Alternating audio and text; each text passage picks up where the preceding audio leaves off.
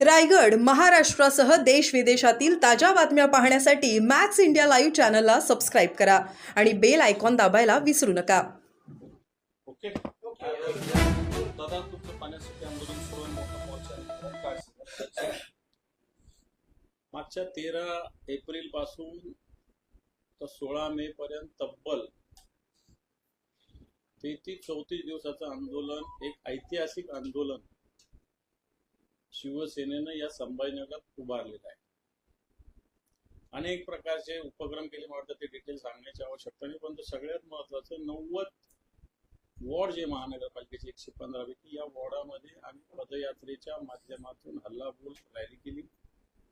आणि आता 16 तारखेला माननीय आदित्यजी ठाकरे साहेब यांच्या नेतृत्वाखाली संध्याकाळी 4:30 वाजता हल्लाबोल मोर्चाचं आयोजन करण्यात आले. क्रांती चौकातून निघणारा हा मोर्चा गुलमंडीवर जाहीर सभेत रूपांतर होईल आणि नंतर कमिशनरांबरोबर आदित्यजी ठाकरे साहेब पाणी प्रश्नावर चर्चा करतील. अशा प्रकारचा 16 तारखेचा कार्यक्रम आहे. जनतेचा मोठा प्रतिसाद मिळतो. याला सर्वसामान्य जनता या आंदोलनात उतरलेली, नुसती शिवसेनाच नाही, आम्ही सुद्धा म्हटलेलं की आम्हाला याच्यात राजकीय काही घेणं देणं नाही. या शहराला पाणी मिळालं पाहिजे. आणि जी स्थिती 1 महिन्यापूर्वी होती तिच्यामध्ये निश्चित पाण्याच्या स्थितीमध्ये सगळीकडे मी म्हणत नाही, 100% मी म्हणत नाही, पण बऱ्याच भागामध्ये चांगल्या पद्धतीनं पाण्यामध्ये आधीच्या पेक्षा खूप चांगला बदल झाला असं मी मुळीच म्हणणार नाही, पण आधीच्या पेक्षा सकारात्मक बदल झालेला हे मान्य करावं लागेल. फक्त या मोर्चा ज्या वेळेस होईल आणि त्याच्यानंतर आम्ही ज्या साहित्याशी बोलू, मला वाटतं आणखी बदल त्या पाण्याच्या व्यवस्थेमध्ये संभाजीनगरात होईल. लबाडांनो पाणी द्या या नावाने आम्ही आंदोलन करतो, कारण लबाडीची भाषा सत्ताधारी लोकांनी मागच्या 3 वर्षात केलेली. 1680 कोटीची योजना 2740 कोटीमध्ये गेली. म्हणजे खऱ्या अर्थानं हे 1040 कोटी हे कसे जास्त झाले याचा मलिदा कोणाला मिळालेला आहे, कोणी याचं हे सगळं वाढवलेलं आहे, याचं टेंडर पुन्हा काढलं का 1040 कोटी रुपये जास्त या सगळ्या टेंडरला मागच्या काळात देण्याचा निर्णय झाला. मला असं वाटत नाही की 2740 मध्ये सुद्धा हे काम होईल. आणि याच्यावर 800 कोटी रुपयाचा बोजा महानगरपालिकेवर टाकला जातोय. म्हटलं ही सगळी भूमिका आम्ही जनतेसमोर मांडली. दुसरा महत्वाचा प्रश्न, विनोद घोसाळकर जे आहेत त्यांच्या सुनबाई माजी नगरसेवक तेजस्वी घोसाळकर त्यांनी ठाकरे गटाचा राजीनामा दिला. स्थानिक नेतृत्व त्यांच्यावरती त्या नाराज असतो. मी आता जस्ट कुठून तरी माझ्या कानावर माहिती आल्यानंतर त्या भागातील पदाधिकाऱ्यांकडून माहिती घेतली. घोसाळकर साहेब एक शिवसेनेचे ज्येष्ठ नेते आहेत, जुने नेते आहेत. शिवसेनेच्या एकंदर कामकाजामध्ये त्यांचा मोठा वाटा, मग उत्तर मुंबई भाग म्हणतात त्याला, त्या भागामध्ये मोठ्या प्रमाणावर आहे. आणि स्थानिक नेतृत्वाशी सगळ्याच ठिकाणी थोडे बहुत भांड्याला भांड्या तर लागतच असतं. आणि तेजस्वी घोसाळकर या ज्या आहेत यांनी मला वाटतं अतिशय जिद्दीनं, अतिशय चांगल्या पद्धतीनं काम केलेल्या नगरसेविका. दुसरी टर्म त्यांची आहे. अतिशय संघटनात्मक दृष्ट्या सुद्धा चांगलं काम करणाऱ्या, आणि त्या काही शिवसेना किंवा मान्य उद्योजींच्या नेतृत्वापासून दूर जातील असं मला मुळीच वाटत. भारत पाकिस्तान युद्ध त्यामध्ये डोनाल्ड ट्रम्पने मध्यस्थी केली आणि काल पंतप्रधानांनी भाषणाच्या आधीच ट्रम्प यांनी पत्रकार परिषद घेण्या विषयावर मतं सुद्धा मांडली. कसं बघतात थोडंसं काही अमेरिका आपल्यावरती? कसं बघता म्हणजे याच्यात सिमला कराराचा भंग झालेला आहे. सिमला करार जो आहे तो द्विपक्षीय चर्चेवरच आधारित आहे. दोन पक्ष म्हणजे 2 देश, 2 नेते किंवा 2 व्यक्ती, तिसरा कोणी इंटरफेरन्स करायचं कारण नाही. आणि दुसरी गोष्ट, आपल्या सैन्यानं जे कमावलेलं आहे ते सरकारने कमावलेलं आहे, अशा प्रकारची मानसिकता देशातील जनतेची झालेली आहे. सैन्यानं ज्या पद्धतीने 3 दिवसाला पाकिस्तानला दे माय धरणी ठाय, चांगल्या भाषेत सांगायचं, दे माय धरणी ठाय केलं होतं पाकिस्तानला आपल्या सैन्याने. खरंच आपल्या सैन्याचा आपल्याला सगळ्यांना सार्थ अभिमान आहे. परंतु या जे सैन्याने कमावलं ते सरकारने गमावलं, अशा प्रकारची स्थिती. अमेरिकासारखा देश आपल्या देशावर दादागिरी करतो, आपल्या देशाची युद्धबंदी जाहीर करतो, युद्ध मी थांबवलं असं ट्रम्प जाहीरपणे सांगतात. मला असं वाटतं या गोष्टी अतिशय देशाच्या सार्वभौमत्वाच्या दृष्टीने अतिशय अयोग्य आहेत. आणि म्हणून भले सैन्याचा अभिमान आहे, सिंदूर ऑपरेशन आपण केलं, पाकिस्तानला बिलकुल नामोहरम केलं, परंतु सरकारने मला वाटतं सैन्याच्या या शौर्यावर आणि पराक्रमात पाणी फेरण्याचं काम केलं. नरेश म्हस्केंनी सावंतांनी संजय राऊतांना प्रश्न विचारला, तुम्हाला त्या रावळपिंडी किंवा रावळपिंडी निवडणूक लढवायची? रावळपिंडी आणि कोणतं ह्याला इथून निवडणूक लढवण्यासाठी युद्ध होत नसतं. मात्र नरेश म्हस्केंची मानसिकता किंवा मेंदू अतिशय छोटा आहे. छोटासा फक्त प्रत्येक ठिकाणी निवडणुकीचा आणि जिंकण्या आणण्याचा विचार करतात. देश महत्वाचा आहे, राष्ट्र महत्वाचं आहे, त्याचा स्वाभिमान महत्वाचा आहे. मला वाटतं त्या हेतूनं जर संजय राऊत साहेब, अरविंद सावंत साहेब आणि अन्य पक्ष, आज राहुल गांधींची पण पत्रकार परिषदेने आता ऐकलं, मला वाटतं या भूमिका जर गेल्या तर ह्या देश हिताच्या भूमिका, विरोधकांचं ऐकायचंच नाही, त्यांच्या सगळ्या बाबतीत चुकीचं घ्यायचं, तर मला असं वाटतं नरेश म्हस्केंची तपासणी करण्याची आवश्यकता आहे. उदय सामंत राज ठाकरेंच्या भेटीला गेले तर त्याच्यात काय, उदय सामंत गेले तर फरक काय पडला? भेटीला गेले असेल तर आत्ताच मी बघितलं की उदय सामंत म्हणजे मी इकडे चाललो होतो, चालता चालता अशी थोडी होत असतं. परंतु फार उदय सामंत आणि राजसाहेबांच्या भेटीला फार महत्व उदय सामंताला द्यावं असं काय पाहिजे. राजसाहेबांचं नेतृत्व वेगळं आहे, उदय सामंत एका खात्याचे मंत्री एवढेच. पण राज ठाकरे, उद्धव ठाकरे भेटणार नाही भेटणार दिवस चर्चेवरती जातील. आपण भेटीगाठी अरविंद सावंत यांनी राज ठाकरेंची भेट घ्यायला कोणी घेतली? अरविंद सावंत. राजसाहेबांची भेट घ्यायला काय प्रॉब्लेम? कोणत्या व्यक्तीची आपण भेट घेणं, मला असं वाटतं काय एकमेकांच्या दुश्मन आपण. आणि ज्या पद्धतीनं राजसाहेबांनी नंतर उद्धव साहेबांनी भूमिका मांडलेली, तर मला वाटतं ही मानसिकता जनतेची आणि आमची पण झालेली की अशा पद्धतीनं वाहू. त्यात काही वावगं अरविंद सावंत भेटले त्यात असायचं काही कारण नाही.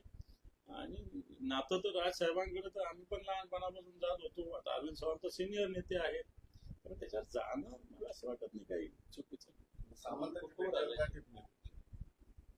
बिलकुल नाही. सामंत हे काही कोणते मोठे नेते नाही, एक रत्नागिरीचे एक आमदार आहेत, राज्याचे उद्योगमंत्रीच्या खात्यात त्यांना विचारलं जात नाही, अशा पद्धतीनं ते आहे. त्यामुळे त्याचं फार राजकीय मला वाटतं घ्यावं अशातला काही भाग. राजमुद्दा एकत्रीकरणाचे खूप आले, काय प्रक्रिया पुढे गाडी हातात? हे आम्हाला याच्यातलं डिटेल माहिती नाही, परंतु हे यावं अशा प्रकारची मानसिकता शिवसैनिकाची सुद्धा आहे आणि मला असं वाटतं मनसेच्या सुद्धा सैनिकाची असेल.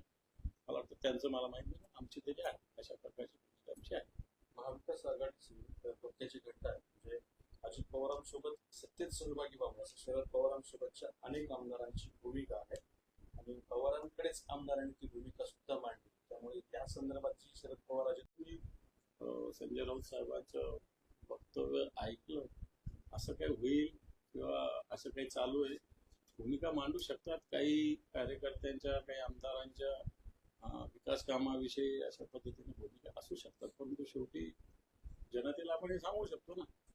समजा जनतेला आम्ही सांगितलं पाहिजे की त्या पद्धतीनं विकासाच्या मध्ये राजकारण केलं जातं. शेवटी जनता या राज्याची सर्व जनता घर भरते. त्यामुळं कोणत्याही मतदारसंघात असो, तो सत्ताधारी असो का विरोधी पक्षात असो, या मतदारसंघात विकास कामं झाली पाहिजे ही मानसिकता सरकारची असली पाहिजे. असं काही त्यांच्यात असं कानावर येत असतं, काही लोकांची भूमिका असते, सगळ्याच पक्षात असते, या सगळ्याच पक्षात भूमिका असते. मग भाजपमध्ये काही भूमिका आहे की चला आपल्या 133 आमदार आहे तर कशाला शिंदे आणि अजित पवार सोबत पाहिजे, अशी भाजपमध्ये भूमिका असते. अजित पवारांच्या पक्षात भूमिका असते की आपला पक्ष थोडंसं मुस्लिमांच्या बरोबर चालणार आहे, तर भाजप वेगळ्या पद्धतीने भूमिका असते. त्यामुळे त्यांच्याकडून असो का नसो राष्ट्रवादीमध्ये भूमिका असते.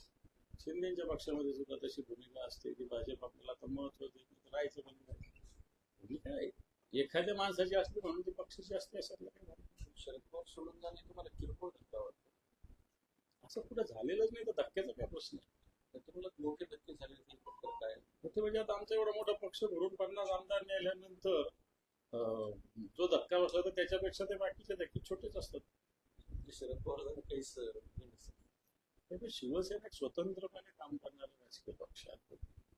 ठीक आहे, आम्ही निवडणुकीत पराभूत झालो असून, परंतु तुम्ही जर महाराष्ट्राचा अभ्यास केला तर निवडणुकीच्या पराभवानंतर आजपर्यंत सुद्धा शिवसैनिक या महाराष्ट्रात शांत बसलेला नाही.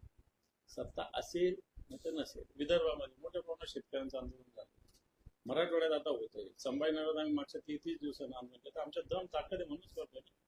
मुंबईमध्ये आंदोलन चालू आहे मोठ्या प्रमाणात पाण्याच्या विषयात, पुण्यामध्ये आंदोलन चालू आहे, नाशिक. त्यामुळे संघटना शिवसेना एक स्वस्त बसणारी संघटना आहे. सीट येणं न येणं मोठा हा वेगळा भाग आहे, पण जनतेसाठी लढा देणे हा सातत्यानं शिवसैनिकाचा स्वभाव आहे आणि तो स्वभावाला अनुसरून उद्धवजी ठाकरे साहेबांच्या नेतृत्वाखाली आम्ही काम करत आलेलो, करत राहू. भूमिका होती त्यावर एकट्यानं संघर्ष केला आतापर्यंत. म्हणजे शरद पवार नसतो तरी आमची एकट्याची संघर्ष करण्यात आला. कोणाचं सांगितलं? संजय राऊत मी तेच सांगितलं ना आता, शिवसेना एकटीच करते ना आंदोलन, काय दुसऱ्या पक्षावर करते. विदर्भात आमचं 5-6 जिल्ह्यात आंदोलन झालं, मराठवाड्यात आंदोलन चालू आहे, मुंबईत हे मी तेच सांगितलं. शिवसेना काय काँग्रेस राष्ट्रवादी यांना सोबत घेऊन आंदोलन करते, आम्ही आमचं करतो. तर शरद पवार, अजित पवार दोन्ही राज ठाकरे, उद्धव ठाकरे या सगळ्या गोष्टींच्या मागे आता एक वेगळा विचार समोर येतो की एक वेगळे गणित 2029ला मांडले जाते. त्या पद्धतीने शरद पवार लीड करतात, त्यामुळे अजित पवार, शरद पवार, एकनाथ शिंदे, राज ठाकरे आणि उद्धव ठाकरे हे स्वप्नातलं एक स्वप्न असू शकतं का खरंच भविष्यात अशा पद्धतीने काय चाललंय? तुम्ही हसता या गोष्टी. तुमच्या कल्पना शक्तीला दाखल पाहिजे सांगतो मी. परंतु आता काल काय झालं आणि आज काय होतं याचा भरोसा नाही. तर मला वाटतं या विषयावर आता काही बोलणं योग्य होणार नाही असं मला वाटतं. कारण आता या सगळ्या विषयाला फार काळ बाकी. या काळामध्ये काय होईल, भाजपची स्थिती काय, भाजपचं का डॉर लोकसभेत बहुमत आहे, मोदींनी 75 वर्षानंतर घरी जायचं सांगितलेलं आहे, याच्यात काय होतं, अशा अनेक गोष्टी आहेत. त्याच्यानंतर सगळे राजकीय चित्र होतील. पण भाजपच्या विरोधात शरद पवार मोड बांधणार हे तर खरं आहे. पण ती शरद पवार साहेबांची जी मेंटॅलिटी किंवा मानसिकता किंवा विचारसरणीची आहे, सातत्यानं भाजपच्या बाजूने थोडी राहिली, होतच राहिली. त्यामुळं येणाऱ्या काळात ते हीच मोठ बांधून बहुतेक महाराष्ट्राला दिशा देण्याचं काम करू शकते. जातनीय जनगणनाची होती तर त्याच्यामध्ये जितेंद्र आव्हाडांनी एक भीती व्यक्त केली की या जातनीय जनगणनेतून ओबीसींची संख्या कमी करण्यात येईल, त्यामुळे समाजात अस्वस्थता आहे आणि यासाठी पदाधिकाऱ्यांनी जागृती करून ओबीसींची नोंदणी करावी असं शरद पवारांनी आवाहन. मला असं वाटतं की अशी कोणती ओबीसी, ओपन, SC, ST या विषयात जाण्याची आमची काही इच्छा नाही किंवा तशी गरज नाही. वाटतं या व्यवस्थेवर आपल्याला विश्वास ठेवावा लागेल. कारण ही व्यवस्था देशाची व्यवस्था असते. त्याच्यात मला असं वाटत नाही की सरकार कोणाचं जरी असलं तरी त्याच्यात काही फॅसिलिटी होऊ शकते, असं काही होत नाही. जनतेची मागणी होती, मग व्यवस्था सांगावी जितेंद्र आव्हाडांनी की कसं केलं पाहिजे. आता या व्यवस्थेवर शेवटी देशाच्या, सरकारच्या, केंद्र सरकारची व्यवस्था करेल, त्याच्यावर विश्वास आपल्याला ठेवावा लागेल आणि लोकांनी जागृत राहावं लागेल. आणि त्यामुळे ओबीसीचीच कमी होईल, ओबीसीचीच का कमी करेल सरकार, असं काय. मला वाटतं हे पूर्वग्रह दूषितपणा ठेवणं अयोग्य आहे. सरकारला काय घेणं, ओबीसी कमी होतील ना तर जास्त होतील, ओपन कमी होतील ना तर जास्त होतील, SC. सरकारला सगळ्यात निष्पक्षपणे हे सगळं काम व्हावं याच्यासाठी उलट जनतेनं जागृत राहावं. ओबीसीची कमी व्हावी, ओबीसीची जास्त व्हावी, ओपनची कमी जास्त या विषयापेक्षा व्यवस्थित सुव्यवस्थितपणे ही जनगणना किंवा ही जातनीय जनगणना व्हावी. याच्यासाठी मला असं वाटतं सगळ्याच पक्षाच्या कार्यकर्त्यांनी, सगळ्या सामाजिक कार्यकर्त्यांनी याच्यात लक्ष दिलं पाहिजे. संजय शिरसाट्यांचा निधी मिळवला होता, त्याच्यावर एकनाथ शिंदे काल बोलले. ते म्हटले की आता निधी कमी मिळाला असला तरी जुलैमध्ये होणाऱ्या पुरवणी याच्यामध्ये तो निधी वाढवून दिला जाईल असं त्यांनी शब्द दिलाय का? बघू जुलैमध्ये काय होतं, अर्थमंत्री काय करतात, पुरवणी मागणी असतात जुलैमध्ये.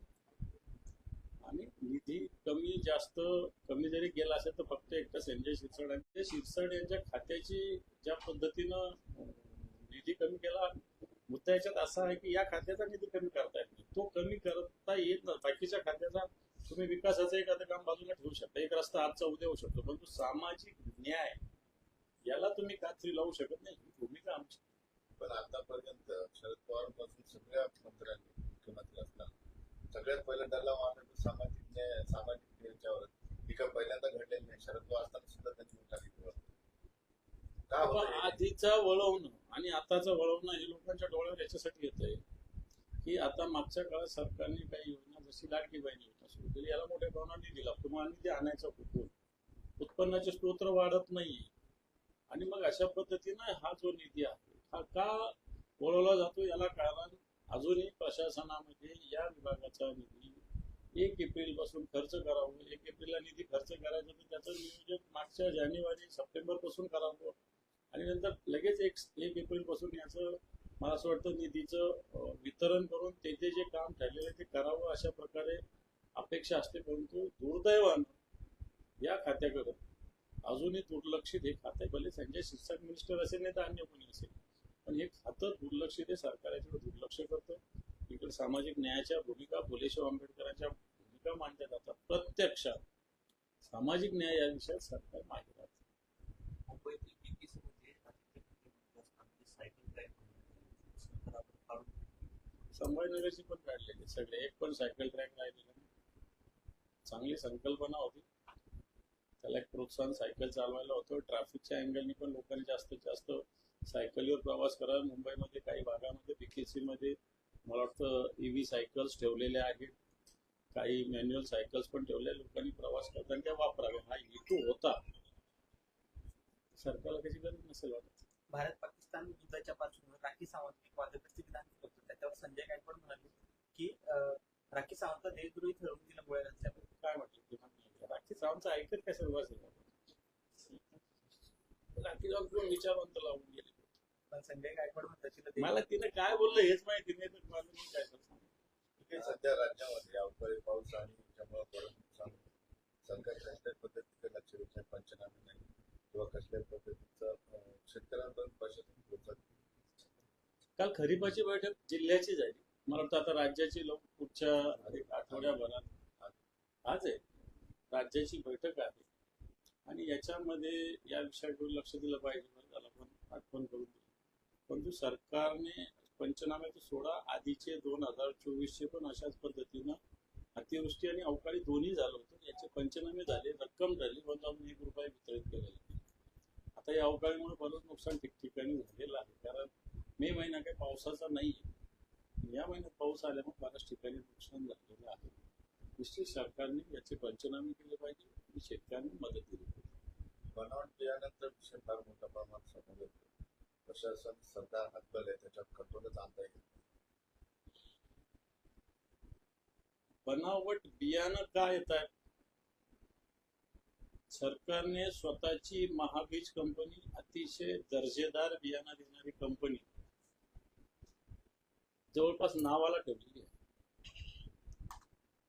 आणि म्हणून दुसऱ्या खाजगी कंपन्यांचा प्रवेश याच्यामध्ये मोठ्या प्रमाणात झाला. सरकारचं महाबीज नावाची जी संस्था आहे ही खऱ्या अर्थानं अतिशय क्वालिटीचं बी बियाणं बनवणारे, तिचे रिझल्ट चांगले असताना आता महाबीज कमी प्रमाणावर बी बियाणं सप्लाय करते आणि मग खाजगी कंपन्या येत असताना या कंपन्या शेतकऱ्यांना फसवणुकीची उदाहरण. याच्यामध्ये दुर्दैवानं प्रशासनातले काही अधिकारी, राजकीय काही अधिकारी सामील.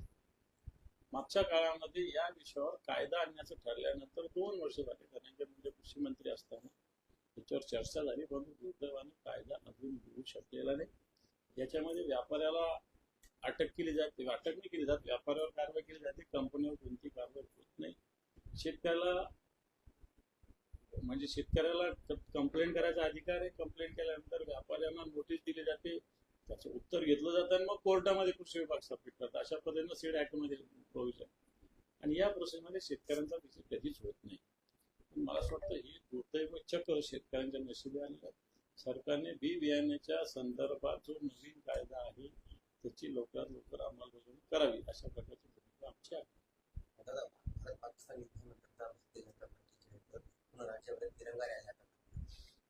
मला वाटतं भारतीय जनता पार्टीच्या लोकांना तिरंगाला हात लावायची, यांचे हात हे मला असं वाटतं ज्या पद्धतीनं यांनी तिरंगा यात्राच्या ऐवजी अमेरिकेच्या झेंड्याची यात्रा काढली पाहिजे. तिरंगा यात्रा यांनी नाही काढली पाहिजे. यांना कोणताही नैतिक अधिकार राहिलेला नाही तिरंगा यात्रेचा. कारण ट्रम्पच्या म्हणण्यावर देशात जर युद्धबंदी होत असेल तर अमेरिकेचा झेंडा घेऊन भारतीय जनता पार्टीने पूर्ण राज्यात मिरवा. थँक्यू.